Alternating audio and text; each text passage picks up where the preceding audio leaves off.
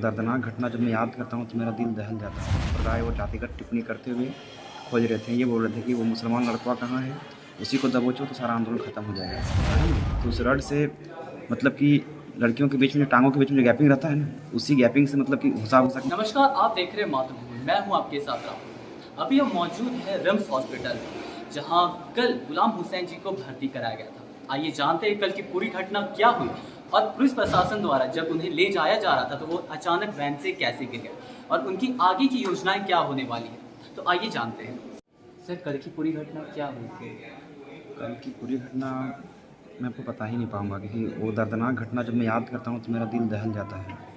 जिस तरह से हम लोग शांतिपूर्ण तरीके से अपने इस मानव श्रृंखला और न्याय यात्रा को आगे बढ़ा रहे थे, उसी बीच पुलिस हमें रोक दी वहाँ पे। रोकने के बाद हम सारे पंचायत सचिव अभ्यर्थी उसका विरोध किए।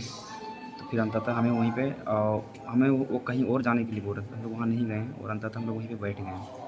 जब बैठ गए तो फिर पुलिस प्रशासन जबरन हम लोगों पे लाठियाँ बरसानी शुरू कर दी। हम लोगों से बात भी नहीं की। अगर 1 टू 1 बात भी करते तो फिर बात बनता, लेकिन बात भी नहीं की। वो डायरेक्ट खोजने लगे कि गुलाम हुसैन कहाँ है, और जो धुरवा थाना के प्रभारी हैं वो मतलब कि हमारे संप्रदाय और जातिगत टिप्पणी करते हुए खोज रहे थे। ये बोल रहे थे कि वो मुसलमान लड़का कहाँ है, उसी को दबोचो तो सारा आंदोलन खत्म हो जाएगा। वो मुसलमानवा सब कर रहा है। तो इस तरह की बातों को करके मुझे काफ़ी ठेस पहुँचाया। जब इस तरह की बातें हमारी वहाँ की लड़कियों ने सुनी तो लड़कियां मुझे उठा करके अपने पास ले गई और मुझे चारों तरफ से लड़की लोग घेर रखी कि गुलाम हुसैन को ले जाने नहीं देंगे। तो उसी बीच में जितने भी वहाँ पे अधिकारी लोग थे, जो पुलिस लोग थे, वो उनके पास जो रड था, है ना, तो उस रड से मतलब कि लड़कियों के बीच में जो टाँगों के बीच में जो गैपिंग रहता है ना, उसी गैपिंग से मतलब कि घुसा-घुसा के मुझे कूच रहे थे, मुझे मुझे कूट रहे थे, ठीक है? तो आखिर उस चीज़ को मैंने देखा रेगुलरली, तो फिर मैं इधर से बच रहा हूँ, उधर से कूट रहा है, उधर से बच रहा हूँ, उधर से कूट रहा है, चारों तरफ से कूट रहे थे, तो मुझे काफ़ी चोट भी लगा।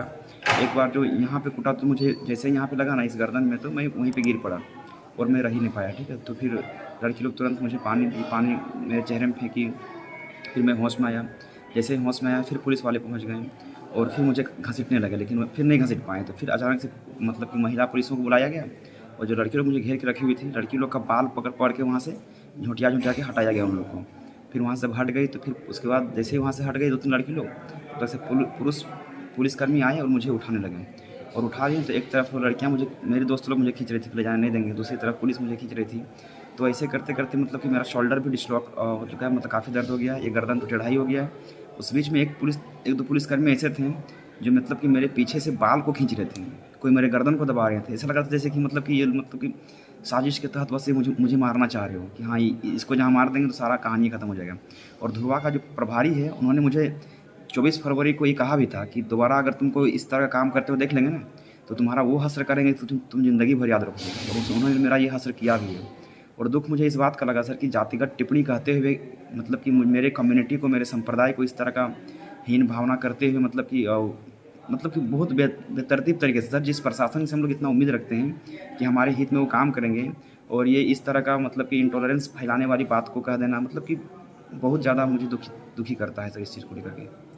कल जिस प्रकार से देखा गया कि कई अभ्यर्थियों को लाठीचार्ज किया गया और साथ ही कई ऐसी बहनें थीं जिनको अभद्र भाषा का उपयोग किया गया पुलिस प्रशासन के द्वारा, और इसके बाद आपको एक वैन में बैठाया गया, उस वैन में आप फिर गिर पड़े, इसके पीछे का रहस्य क्या है? देखिए, जब मुझे वैन में डाला गया तो मुझे वो लोग मार चुके थे, उससे पहले बहुत मारे थे, और मारने के बाद क्या हुआ ना, मेरा शरीर पूरा टूट चुका था। जैसे मुझे वैन में डाला गया मैं अधमरवा हो चुका था, मतलब कि मेरे पास सेंस थे ही नहीं उस समय। तो उसी बीच में मैं पीछ की सीट के पीछे तरफ लटका हुआ था, इतना मुझे याद आ रहा है। उसके बाद जैसे मैं हवा खाने के लिए खिड़की की तरफ में गया, जैसे मैंने खिड़की की तरफ हाथ दिया तो उसी बीच मतलब कि वो जो डोर था वो लॉक्ड नहीं था पहले से, और वो खुल गया। तो मैं हवा नहीं खाया बल्कि मैं सीधे नीचे गिर गया।